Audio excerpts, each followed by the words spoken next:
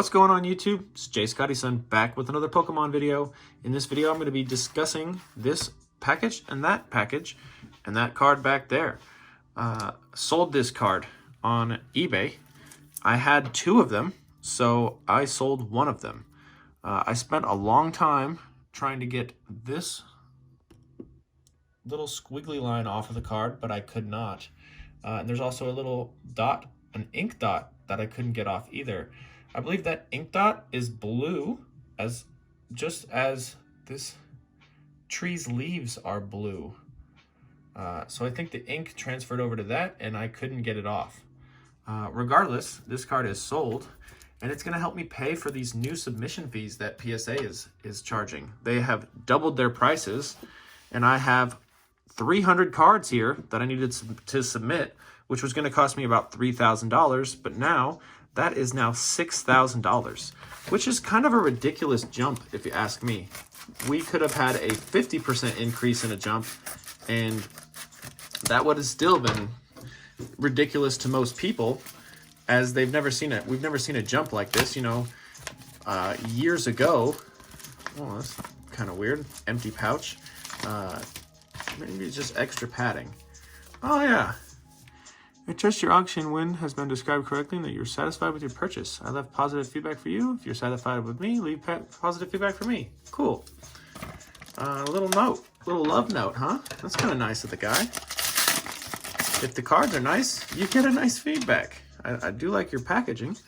So I got these 4 cards from this gentleman named Chuck.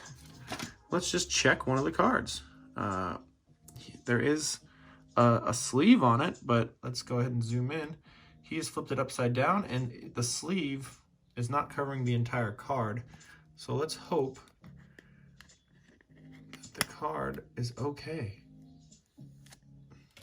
Well, luckily that hollow point part did not hit.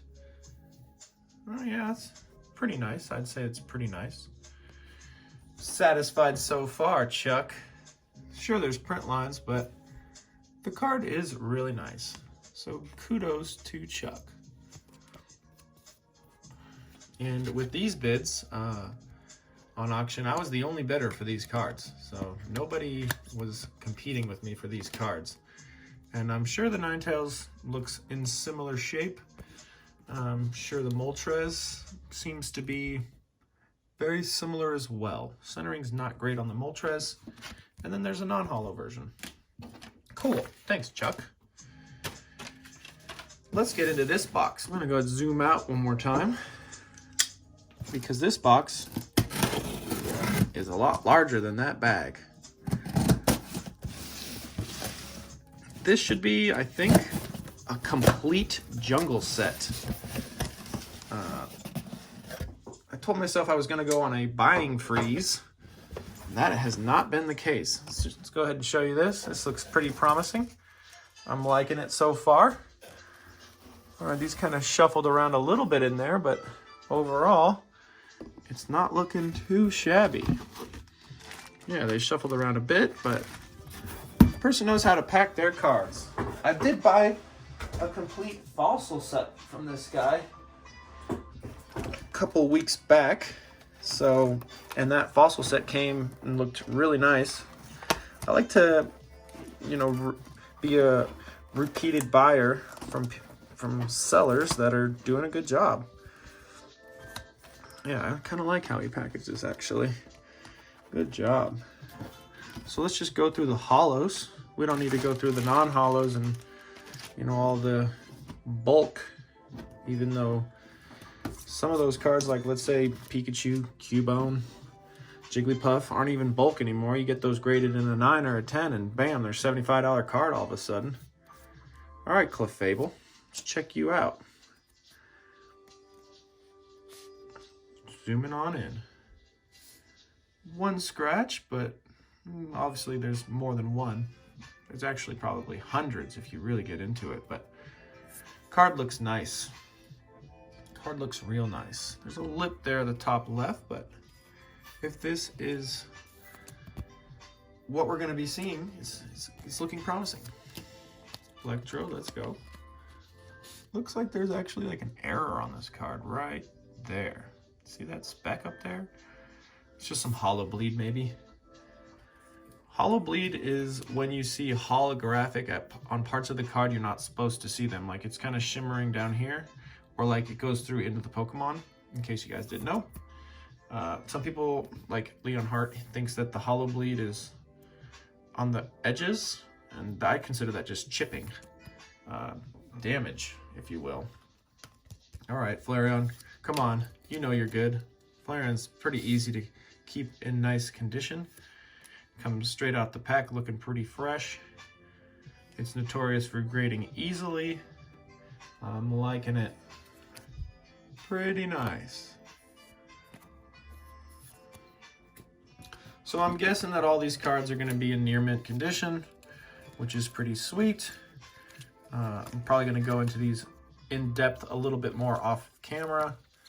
Let's go ahead and check out these 3 banger of cards, and then we'll end the video on a good high note, as long as there's no dents, impressions, or creases, or bends, because those are the things we don't want to see. Yeah, it's looking pretty nice. Nice and glossy. Yeah, that's looking pretty good. Snorlax.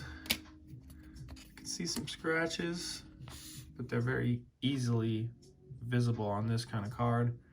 Still nice and flat. I don't see any immediate dents. And then Vaporeon. Take you out all the way. Vaporeon's looking nice. Cool. Just a couple little imperfections. And there's a print line on the back there. A little bit of whitening and a lip there at the left side. Other than that, pretty nice card. And thank you to the seller. I'm pretty sure he watches my videos. Like, comment, and subscribe. I'm getting a lot of people watching certain videos with no subscriptions. I mean, I am growing, which is pretty cool to see. Because, I mean, I didn't really expect this to happen. But people like Pokemon cards, I guess. So do I. So let me know what you thought, and take care. Yeah. You owe me 18 bucks.